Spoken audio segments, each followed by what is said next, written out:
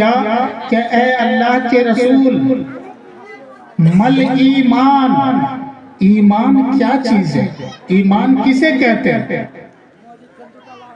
ایمان کا بہت جھگڑا ہے، عقیدے کا بہت اختلاف ہے، مگر ایمان جو مختصر میں آپ سمجھ سکتے ہیں، سارے جھگڑوں سے دور ہو کر، اختلافات سے کٹ کر، جتنی باتوں کو دل میں ہمیشہ کے لیے بسا کر رکھنا ہے، اسی پر سونا ہے، اسی پر بیدار ہونا ہے، اسی پر آپ کو مرنا ہے، وہ ایمان اور وہ عقیدہ کیا ہے؟ تو اس شخص نے سوال کیا مل ایمان، ایمان کیا چیز ہے؟ تو اللہ کے نبی نے جواب دیا الایمان ان تؤمن باللہ وملائکتہ وکتبہ ورسلہ۔ اللہ کے نبی نے فرمایا ایمان یہ ہے کہ تم اللہ کو مانو، اس کے فرشتوں کو مانو، اس کے رسولوں کو مانو، اور اس کی کتابوں پر ایمان رکھو، اور قیامت مرنے کے بعد اللہ تعالیٰ سے ملاقات ہونے پر ایمان رکھو، اور مرنے کے بعد دوبارہ زندہ اٹھایا جائے گا اس پر ایمان رکھو۔ دوسرا سوال ہوا، جب یہ جواب انہوں حضور نے دے دیا تو اس پوچھنے والے نے کہا صدقتا، آپ کا آنسر کریکٹ ہے، یعنی آپ کا آنسر بالکل صحیح ہے۔ دوسرے نمبر پہ سوال کیا مل اسلام، ایمان کے بعد پوچھا اسلام کیا چیز ہے؟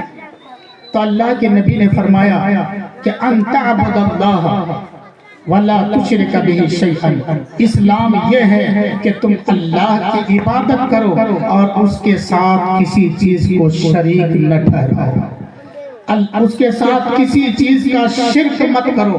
اگر تم عبادت کرتے ہو مگر ساتھ میں شرک بھی کرتے ہو تو وہ عبادت منہ پر مار دی جائے گی، وہ عبادت معتبر نہیں ہوگی۔ وہی اللہ کی عبادت مقبول ہوگی جو شرک سے پاک ہو، جو ریا سے پاک ہو اور اخلاص کے ساتھ ہو۔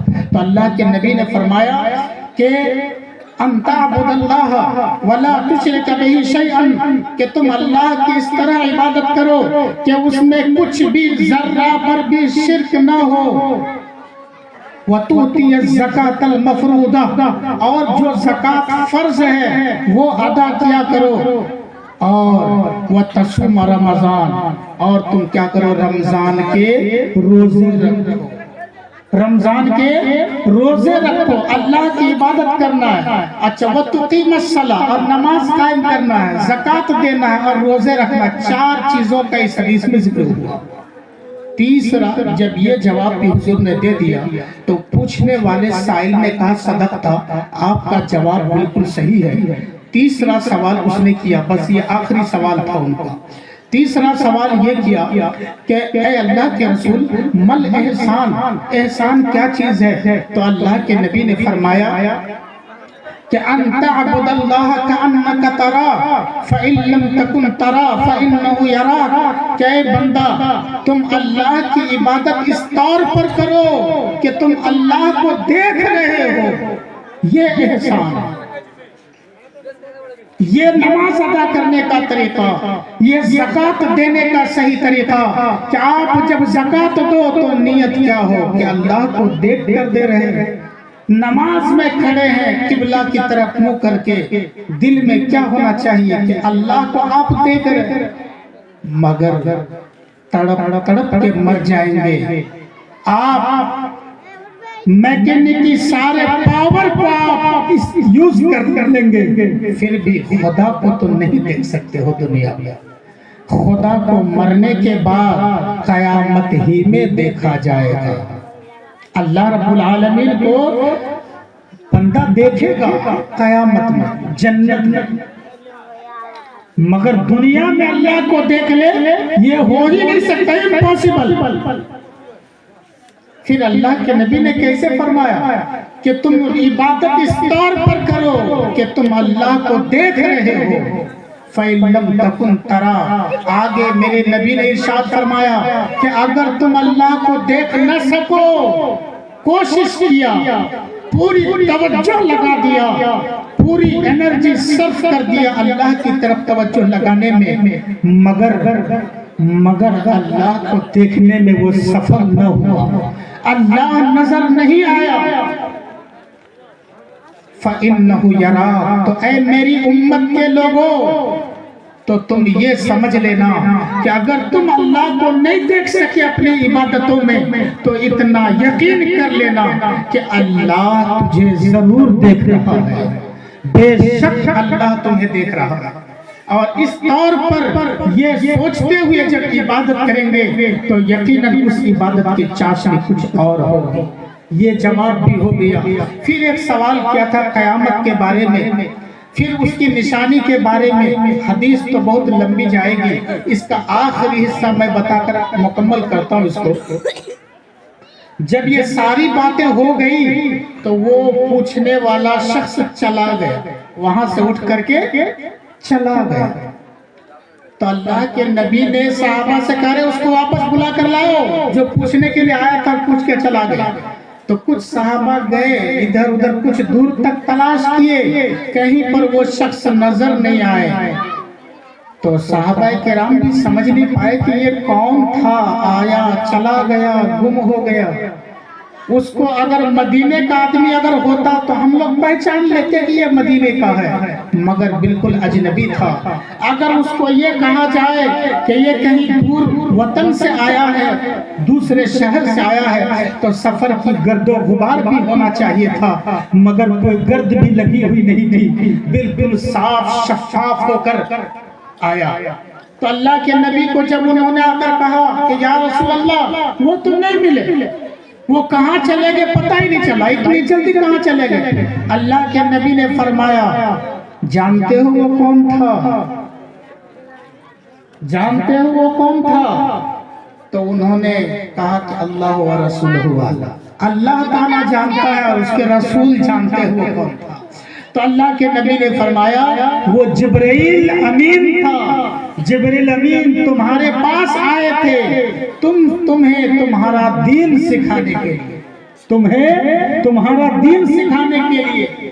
اس حدیث سے یہ سمجھ میں آیا کہ کبھی کبھی جو کچھ چیزیں سیکھی جاتی ہے اس کا طریقہ ہوتا ہے کوسچن اور آنسر کا، سوال جواب کا، مگر سب لوگ سوال کرنے کی کیپیسٹی نہیں رکھتے ہیں، کچھ اٹھ پٹانگ سوال کر بیٹھتے ہیں۔ اس لیے چاہیے ایسا آدمی جو سوال کو ٹھیک سے ترتیب دے کر وہ کر سکے، پھر جواب اسی کے حساب سے دیا جائے تو بات صحیح بنتی ہے اور لوگوں کو سمجھ میں آتی ہے۔ اگر سوال ہی نہ سمجھ میں آئے تو جواب بھی سمجھ میں نہیں آئے گا۔ تو اللہ نے جبریل کو بھیجا کہ اے جبریل جا کر تم سوال کر دو، میرے نبی جواب دیں گے اور میرے بندے سن کر کے سیکھ لیں گے کہ ایمان کیا ہے، اسلام کیا ہے اور احسان کیا ہے اور قیامت کب آئے گی۔ یہ ساری چیزیں اس مجلس میں ہو گئی۔ اور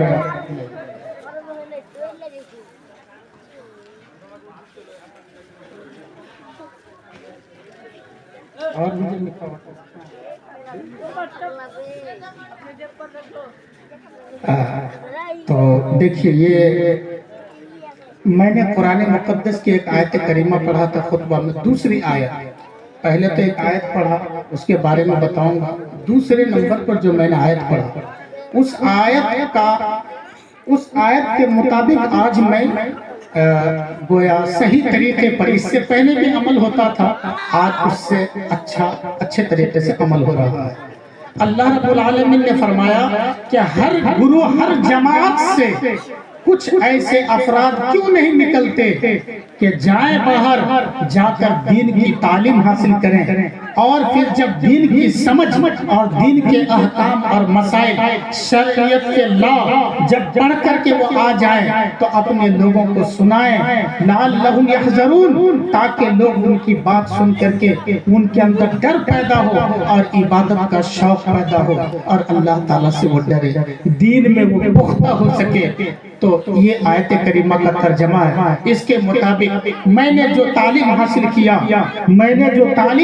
کیا کیا، ایجوکیشن پراپت کیا، اس میں ہمارے ماں باپ کا عظیم احسان ہے۔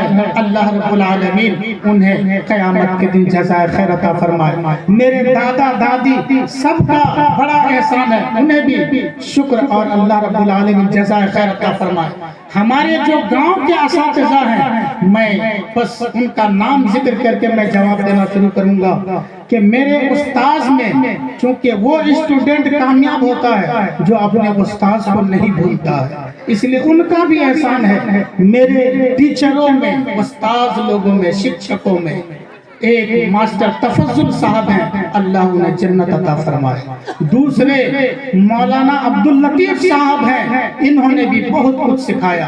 انہوں نے اور ماسٹر تفضل صاحب نے بھی تقریر کرنا مجھ کو اس وقت سکھایا تھا جب میں باہر کی تعلیم بھی حاصل نہیں کیا تھا، تب سے مجھے تقریر کی مشق کرایا اور اردو سکھایا، یہاں تک کہ فریانی میں اور گاؤں میں تقریر کرتا تھا۔ تو ان حضرات کو اللہ رب العالمین جزائے خیر عطا فرمائے۔ اور تیسرے مولانا امیر الاسلام صاحب ہیں، وہ بھی ہمارے استاذ ہیں۔ ایک کتاب انہوں نے اپنے مدرسے میں سائیڈ سے کچھ ہمیں درس دیا، پڑھایا تھا، میرے لیے محنت کیا تھا انہوں نے، اور مدرسے میں ایڈمیشن کرایا، اور جو بھی خیر میرے ساتھ کیا، اللہ ان کو جزائے خیر عطا فرمائے۔ اب آئیے، اور آپ لوگوں کی شوق، آپ لوگوں کی محبتیں بھی شامل تھی، جس کی وجہ سے میری تعلیم کا کورس مکمل ہوا، اور جو بھی پریشانیاں آئی اس کو دھیرے دھیرے سر کرتا گیا۔ جیسا کہ ایک شاعر نے کہا تھا، اشعار تو میں نہیں پڑھتا ہوں مگر ایک شعر یاد آ رہا تو سنا دیتا ہوں۔ میں روش روش تھا گامزن، کبھی اس چمن کبھی اس چمن۔ میں نے جو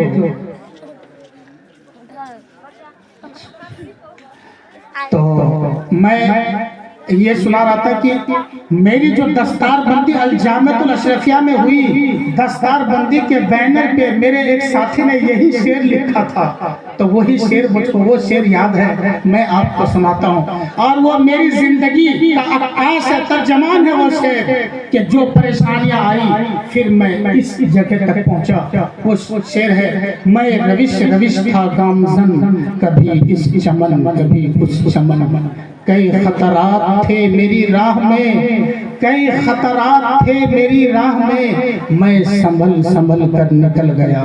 میرے دوستو، یہ جو سوالات کی ایک لمبی فہرست ہے، جب تک میرے اندر بولنے کا دم رہے گا اور جتنے سوال کا جواب میرے پاس ہوگا، میں انہی سوالات کا جواب دے سکتا ہوں، چونکہ ہر آدمی پورا نالج نہیں رکھتا ہے، جتنا وہ رکھتا ہے اتنا وہ بتا سکتا ہے۔ آئیے، تو اس میں سوال یہ ہے کہ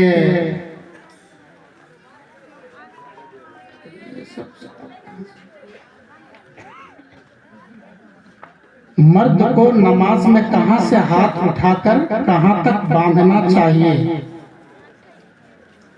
یہ سب بہت پرانا اختلافی مسئلہ ہے، جس میں بچپن میں نے بھی کافی بحث کیا تھا، اور اب کا جو جواب ہوگا وہ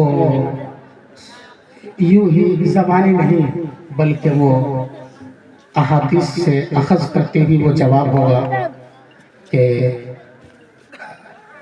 ہاتھ اٹھانے کی جو بات ہے نماز میں، توجہ کے ساتھ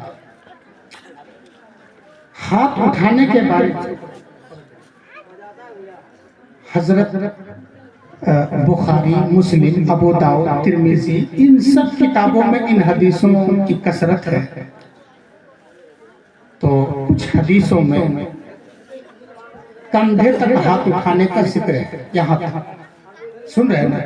بخاری کی حدیث میں کندھے تک ہاتھ اٹھانے کا ہے۔ حضرت عبداللہ ابن عمر بھی یہی تک اٹھاتے تھے، اللہ اکبر، کندھے تک۔ حدیث میں کوئی اختلاف نہیں ہے، یہاں تک جو اٹھا لیا نماز بالکل صحیح ہے، کان تک نہیں پہنچایا نماز مکروہ بھی نہیں ہوگی، چونکہ حدیث میں۔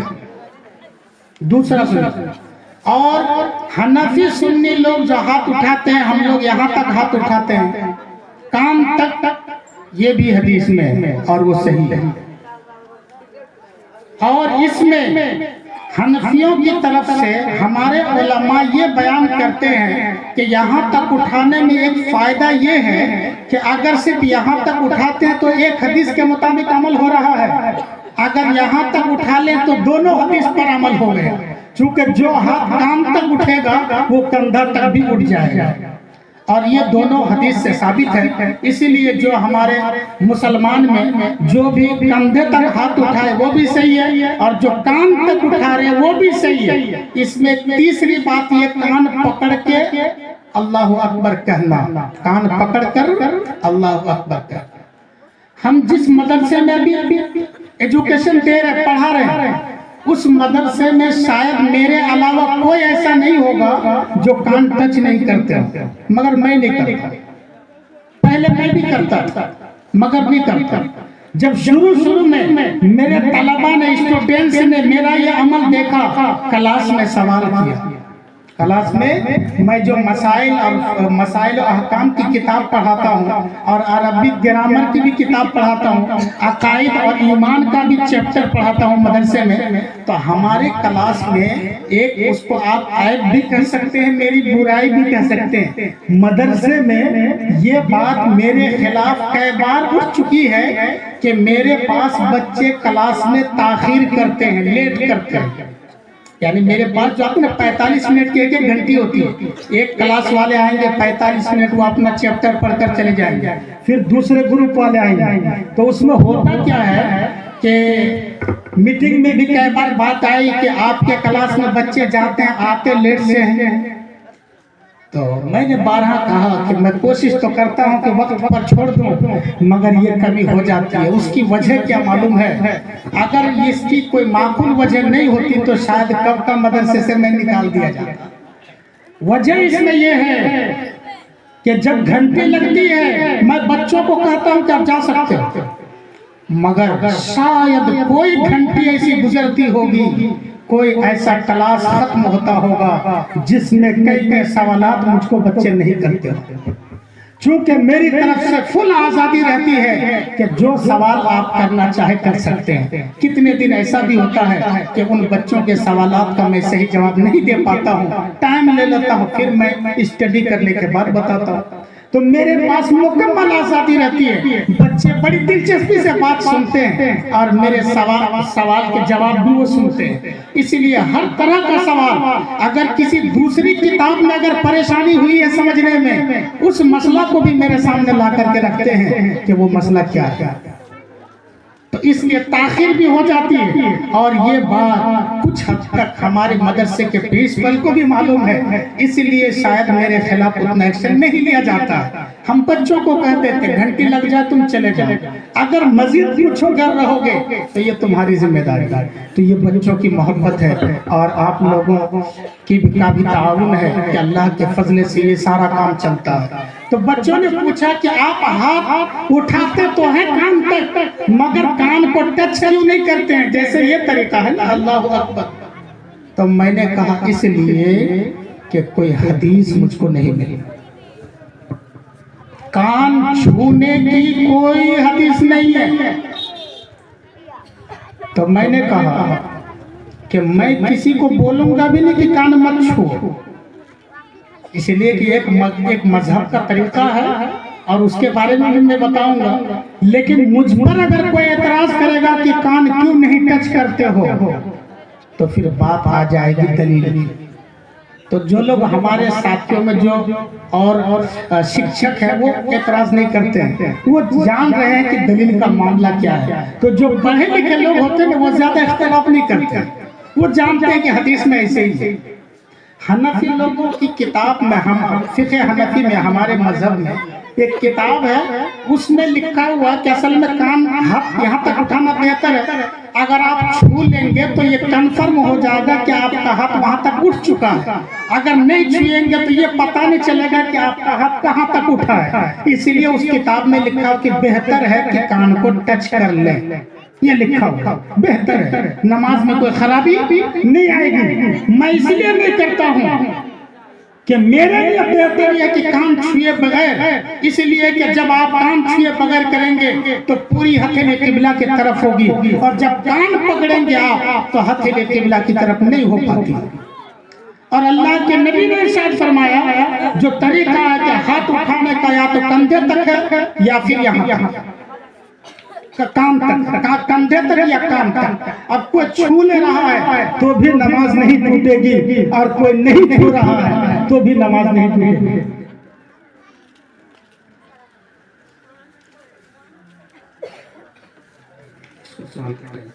ایک سوال جو مجھ کو خاص طور پر بولنے کے لیے کہا گیا وہ یہ ہے کہ مرنے کے بعد چہارم چالیسواں جو کرتے ہیں، چہارم چالیسواں قرآن خوانی ایصال ثواب، اس پر سنیا۔ سب سے پہلے قرآن مقدس کی آیت میں سناتا ہوں، قرآن شریف میں ہے لیس للانسان الا ما سعی، کہ انسان کے لیے نہیں ہے مگر وہ جس کی انہوں نے کوشش کیا۔ یعنی انسان کو آخرت میں ثواب نہیں ملے گا مگر اس کا جو اس نے حاصل کیا۔ بات سمجھ میں آئی؟ اس آیت کا ترجمہ تو میں نے سنا دیا، مکمل اس کو سنیے گا۔ اللہ رب العالمین نے فرمایا انسان کے لیے وہ ہے جو اس نے کمایا، اور ایک بار بول رہا ہوں، انسان کے لیے وہ ہے جو اس نے اپنی کوشش سے کمایا۔ اگر آپ میں سے کوئی آدمی 1000 روپے مجھ کو لا کر کے دے دے ایسے ہی فری کا، تو وہ میری کمائی ہوئی یا کس کی کمائی ہوئی؟ جس آدمی نے دیا یہ تو اس کی نہ کمائی تھی۔ ارے دنیا کا بھی یہی سسٹم ہے، آخرت میں تو ہے ہی، دنیا میں بھی یہی ہے کہ انسان کو اتنا ہی ملتا ہے جتنا وہ کماتا ہے، ٹھیک ہے؟ مگر کبھی کبھی بائی پاس سے دوسرے طریقے سے بھی کچھ ملنے کا رواج دنیا میں ہے، کہ مثلا کوئی آپ کو کچھ گفٹ کر دیا، کچھ تحفہ پیش کر دیا، تو وہ بھی آپ کا سامان ہوا کہ نہیں ہوا، اگرچہ آپ نے محنت نہیں کی۔ یہ سب آپ کی کمائی ہے، مگر یہ پیسہ جب آپ دان کر دیے تو مسجد کا پیسہ ہو گیا، مسجد کمانے گئی تھی نہیں۔ تو پتہ چلا کہ دنیا میں بھی جو آدمی کمائی کرتا ہے اتنا ہی اس کو ملتا ہے، مگر کوئی اگر دے دے خوشی سے تو اس کا ہو جاتا ہے۔ آخرت میں بھی آدمی کو اتنا ہی ثواب ملے گا جتنا اس نے خود سے کیا ہے، جیسا کہ قرآن کی آیت سے ظاہر ہے۔ لیکن اگر آخرت کے لیے بھی اگر کوئی آدمی کچھ گفٹ کر دے، کچھ ثواب دان کر دے، تو دیا جا سکتا ہے یا نہیں دیا جا سکتا، اس کو بھی میں حدیث سے بتاؤں گا۔ دنیا میں تو سمجھ گئے نا، دنیا میں دو طرح کی چیز ہوتی ہے، ایک اپنی کمائی اور ایک دوسرے کی کمائی۔ اس کی ایک چھوٹی مثال، سسرال سے جو گاڑی ملتی ہے وہ اپنی کمائی ہے، وہ تو دان جہیز نہ ہے۔ تو آخرت میں بھی آپ کو دو طرح کی چیز مل سکتی ہے، ایک اپنی اور ایک وہ ثواب جو نیک کام آپ کی طرف سے کسی نے کیا، یہ مل سکتا ہے۔ یہ تو دنیا کے قانون کے مطابق سمجھ میں آیا، مگر حدیث میں کیا ہے؟ بخاری شریف حضرت عائشہ اماں عائشہ صدیقہ رضی اللہ تعالی عنہ سے مروی ہے، اور حضرت عبداللہ ابن عباس رضی اللہ تعالی عنہما سے مروی ہے۔ یہ دو صحابی ہیں، دونوں سے الگ الگ حدیث مروی ہے، مگر دونوں حدیث میں جو واقعہ نقل کیا گیا ہے وہ ایک شخص کا ہے۔ حضرت عائشہ کہتی ہے کہ اللہ کے نبی علیہ السلام کی بارگاہ میں ایک شخص آئے اور آ کر کے عرض کیا، یا رسول اللہ، اے اللہ کے رسول، ان امی افتلتت، یا رسول اللہ میری امی جان کا اچانک انتقال ہو گیا، میری امی کا اچانک انتقال ہو گیا، بخاری میں۔ اور میں یہ سمجھتا ہوں کہ اگر ان کو بولنے کا موقع ملتا تو شاید وہ صدقہ کرتی، مگر ان کو موقع بھی نہیں ملا اور کلیئر بات بھی نہیں سمجھ میں آئی۔ تو یا رسول اللہ کیا اس کو ثواب ملے گا ان تصدقت عنہا، کہ اگر میں اپنی امی جان کی طرف سے یعنی اپنی ماں کے نام پر اگر صدقہ کر دوں تو میری ماں کو ثواب ملے گا کہ نہیں ملے گا؟ اس لیے کہ یہ میری ماں کی کمائی نہیں ہے، میری ماں کی کمائی نہیں ہے، میرے پاس جو مال ہے میرا۔ اور قرآن نے کیا کہا؟ انسان کو اتنا ہی ملے گا جتنا اس نے کیا۔ تو اللہ کے نبی نے فرمایا کہ نعم ملے گا۔ بات سمجھ میں آئی کہ اگر تم اپنی ماں کے نام پر کچھ دان کر دیتے ہو تو وہ ثواب تمہاری ماں کو ملے گا۔ یہ چونکہ ماں کے بارے میں سوال ہوا تھا، اگر باپ کے بارے میں کوئی دان کرے گا باپ کے نام پر تو اس کو بھی ثواب ملے گا، کسی کے نام پر بھی آپ صدقہ کر دیجئے اس کا ثواب ملے گا۔ تو اب دیکھیے صدقہ کرنا ایک عبادت ہے، قرآن شریف پڑھنا بھی عبادت ہے، تو کوئی نیک کام اس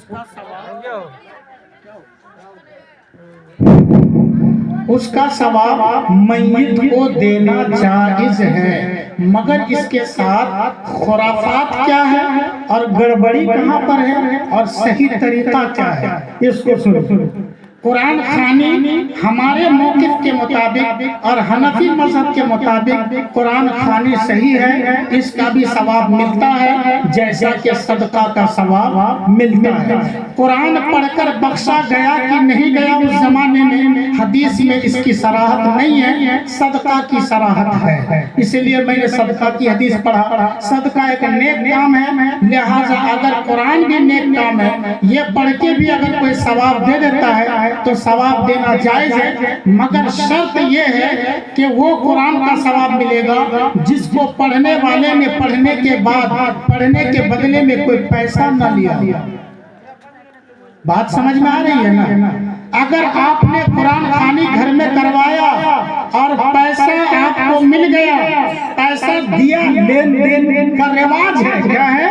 لین دین کا رواج ہے۔ وہ حافظ صاحب یا مولانا صاحب سمجھ رہے کہ میں جاؤں گا تو مجھ کو پیسہ ملے گا، اور وہ گھر والا بھی جان رہا ہے کہ جو آ کر 1 گھنٹہ قرآن پڑھے گا تو اس کو پیسہ دینا پڑے گا۔